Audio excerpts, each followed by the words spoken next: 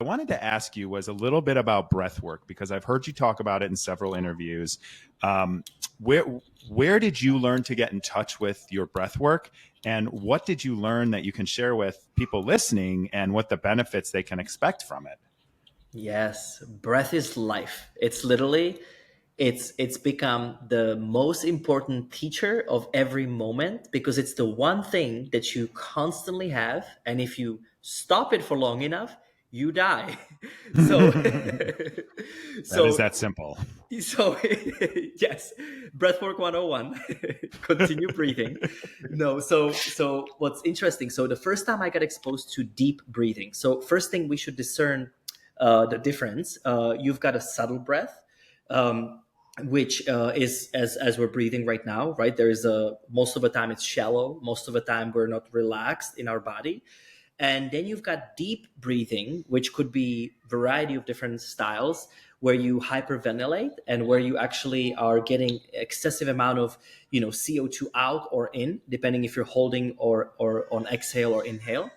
Now, what's interesting, breath is literally the director of everything, of your state, of your awareness of each moment.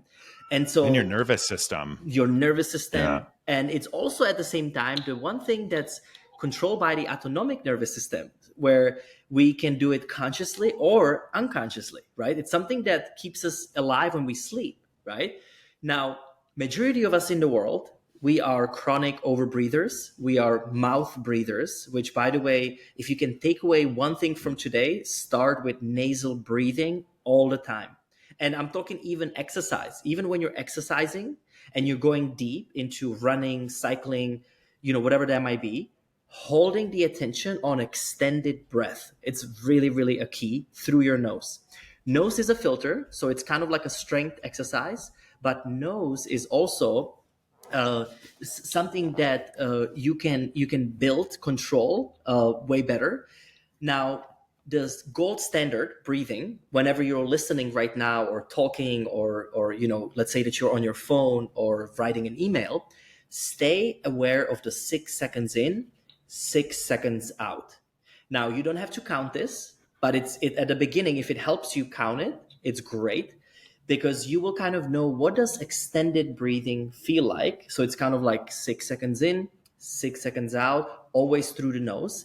Because we know based on science, this lowers down your stress, it increases your heart rate variability. It also can bring you into a state of heart-brain coherence. And even more so, what it can do is imagine that somebody crosses in front of you in a car, right? And let's say it's something as simple and trivial as, somebody cuts you off, right? You have a choice to react, lose the sense of your breath, tense up in your body, and go into a rage. Or you can have a chance to proact, which you go into a state of neutrality. You continue being aware of the breath. You relax into your body instead of tensing up. And now you're starting to realize that every situation of your life becomes the greatest teaching and training for your extended awareness. So that's the gold standard for subtle breathing. If you ever have anxiety, or if you ever feel depressed, or you just have something where you want to reset, I like to use a 3-6-9 breath, where you inhale for 3, hold your breath for 6, and exhale out for 9. And what it does, within about 3 to 5 minutes, it will bring you into parasympathetic nervous system as long as you stay relaxed and you follow this breathing rhythm. The other one, if you like really, really are going through something, let's say that your husband is yelling at you or coworker, something happened, then you want to focus on long, deep, extended exhale, and this time out of your mouth. And it's basically like blowing air, like a cold air, extended, cold, blowing air, and see if you can extend it for as long as you can. Maybe it's 10 seconds first, maybe you build it all the way to 30 seconds. But this is what we do when we take people through ice bath, by the way. This is the first thing, Mm. is you relax your body and you focus on long, deep exhale, because what you're doing, you're literally telling your body you're safe, you're calm, you can relax. So these are kind of like the 3 subtle, easy breathing techniques you can practice anytime, right? You don't have to worry about any safety. Then there is the deep breathing exercises, which Can I you. add one thing? I've Mhm. been doing cold showers for about a year now, and I'll turn it cold at the end. And I've gotten myself up to like a minute and a half that I can stay in it. And it's the first 10, 15 seconds that is like, holy shit. And then I do that. I do a deep exhale through my mouth, and then I'm okay for the rest of it. I didn't know that about the breathing. So you saying that, and I was like, oh my God, that's when I calm down in the cold showers, when I and just That's slowly let it out. But anyway, please continue. That's incredible. But you know what's even more so? So imagine that that's a cold shower, right? Or let's say an ice bath. But that's as extreme as it gets, right? In like that current moment. But what if every single notification did the same? What if every single time you go on your email, right, you are seeing, let's say, something that happened somewhere, right? Every single situation in your life gives you the same opportunity to either react or proact.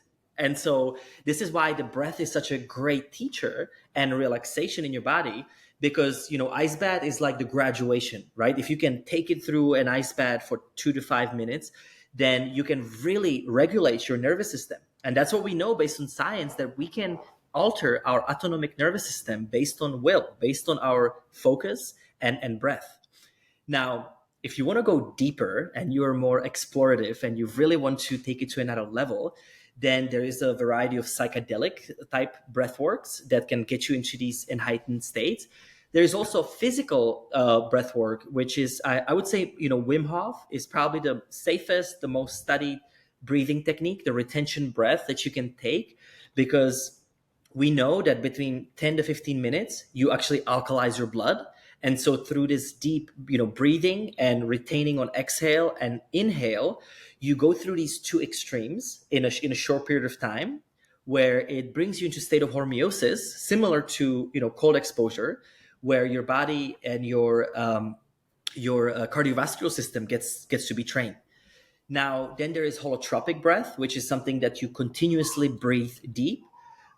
This is something that has been designed in 70s to basically mimic what LSD or psychedelics are doing to our brain, Mm. with just a voluntary breathing, which I find fascinating. That again, we don't need anything, just us, just yourself.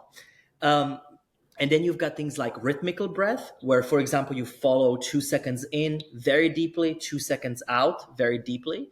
And when I say deeply, it's kind of like running uphill, right? It's a deep saturation. It is not an office breath. And that's what Mm. is the discernment between the subtle breath and deep breath. And then you have things like power breath or DMT breath, where you actually do these squeezes at the end. And that's when lights start turning on in our brain. And that's when things really start shifting. And so I generally do this once every morning. So in the morning I do a variety of these breathing styles. It's in my golden hour, right? In that hour where I'm focusing on myself, and I navigate the breath into different intentions and things that I will experience in the day, because where intention goes, your energy flows. It's that simple.